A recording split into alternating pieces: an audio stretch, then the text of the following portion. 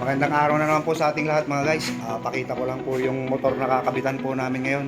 From San Fernando City, La Union po ito. So ito po. Yan. Before.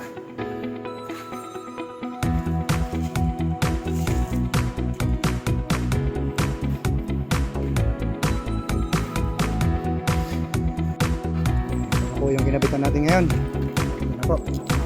Front fender. Front fender extension. May grip po siya. Grip. Bela.